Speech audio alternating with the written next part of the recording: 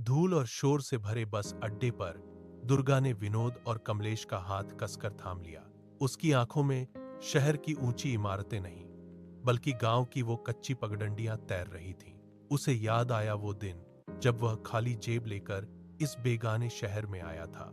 उसने तपती धूप में ईंटें ढोईं, सड़कों पर अपना पसीना बहाया और कई सर्द रातें फुटपाथ के सख्त पत्थरों पर काट दी। आज उसकी मेहनत सफल हुई थी। उसकी जेब में अब कुछ सिक्के नहीं, बल्कि गांव लौटने के 3 पक्के टिकट थे। जैसे ही बस ने रफ्तार पकड़ी, शहर पीछे छूटने लगा।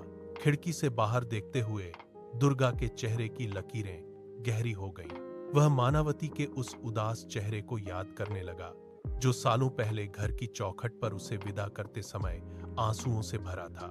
क्या उसका बेटा मनोज अब इतना बड़ा हो गया होगा कि हल संभाल सके?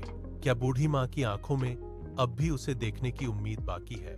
गांव की सीमा आते ही दुर्गा की धड़कनें तेज हो गईं। उसने अपनी पोटली को फिर से टटोला, जिसमें बच्चों के खिलौने और मानावती के लिए एक नई साड़ी थी। जैसे ही उसने धूल भरी सड़क पर कदम रखा, दूर से अपना कच्चा घर दिखाई दिया।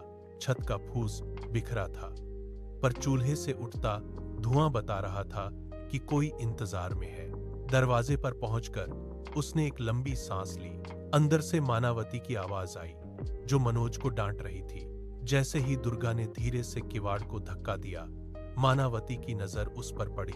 हैरानी में उसके हाथ से पानी का लोटा छूटकर जमीन पर गिर गया। मनोज और दादी भी दौड़कर बाहर आए। मानावती की आंखों से खुशी के आंसू छलक पड़े और उसने सबको गले लगा लिया। उस रात घर का चूल्हा बरसों बाद इतनी रोशनी के साथ जला। अब कोई जुदाई नहीं होगी, क्योंकि पूरा परिवार एक था।